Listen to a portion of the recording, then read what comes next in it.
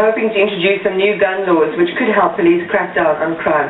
The draft bill is calling for a minimum 5-year sentence for anyone convicted of gun crime. Let's talk now to Paul Oxley, who speaks to the South African Gun Owners Association. Mr. Oxley, good evening to you and welcome. Thank you so much for your time. So these new gun laws are being gazetted. They're now open for public comment. What is your assessment of the draft bill? Crime. I don't think they're addressing crime at all.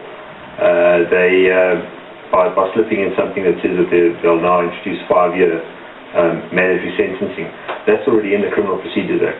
So you don't think this is going to be... They brought nothing new to the table.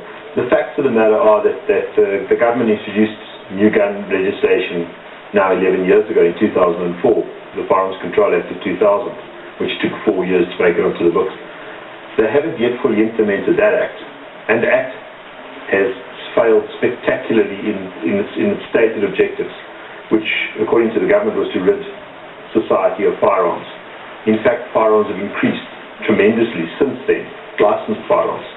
Well, what about the ballistic testing, for example, which police have already started, and the use of microdot technology? They're saying that this is a way to be able to crack down on people who might be in possession of illegal firearms. Complete junk science. It was proposed by President Obama in the aftermath of the massacre in Connecticut.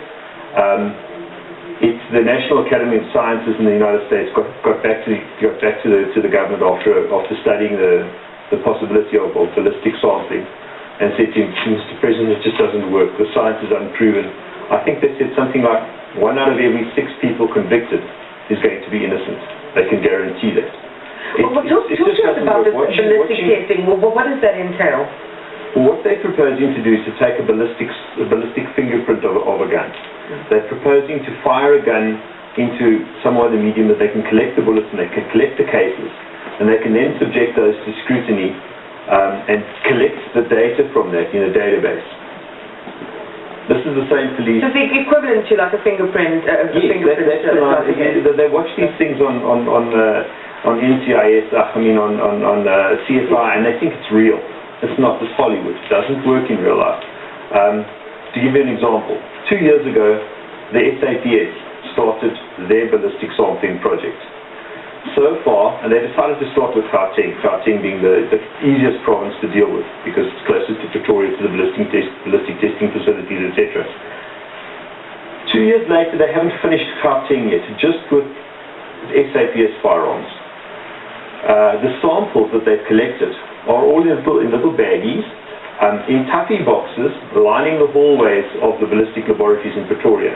None of them have been entered into a database yet. The database doesn't exist. So you're saying it's practically unworkable insofar as practically unworkable. They're saying, for example, that they can take a firearm and they can, out of all of the firearms in the country, and the University of West Australia reckons we've got 13 million firearms in the country.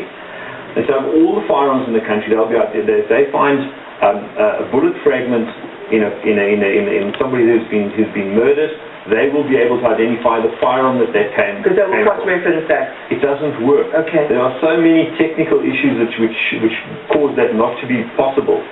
If the bullet fragment is slightly damaged, as bullets are fired through the barrel of a gun wears. So it displays different characteristics. And what about the microdot testing? I mean, one assumes, criminals, they store off the serial numbers. I mean, this is what we're hearing from government. Now we're going from the sublime to the ridiculous. Yeah. The microdot testing standards that they've touted, being the microdot test, the SANS standards for microdotting of motor cars, yes, are sprayed onto thousands of dots, 15,000 dots, I think, are sprayed onto the underside of a motor car, and in all sorts of places where people can't get to, on the understanding that you can't wash them all off.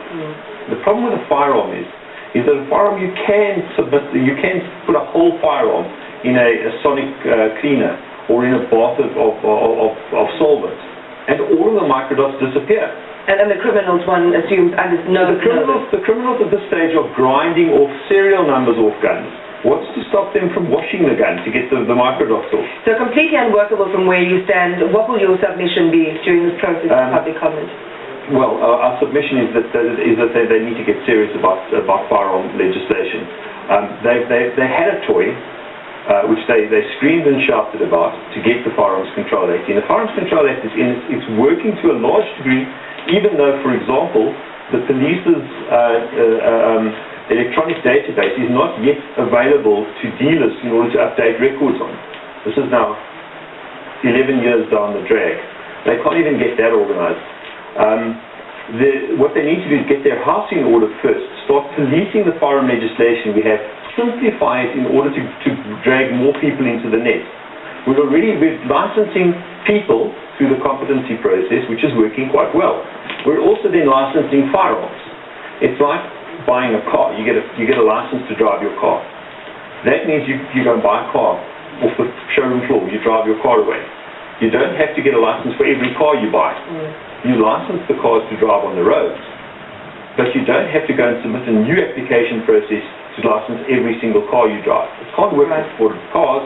Why do they think it can work for firearms? Paul Oxley, that's where we'll leave it. Thank you very much for your time. Appreciate it. Paul Oxley speaks for the South African Gun Owners.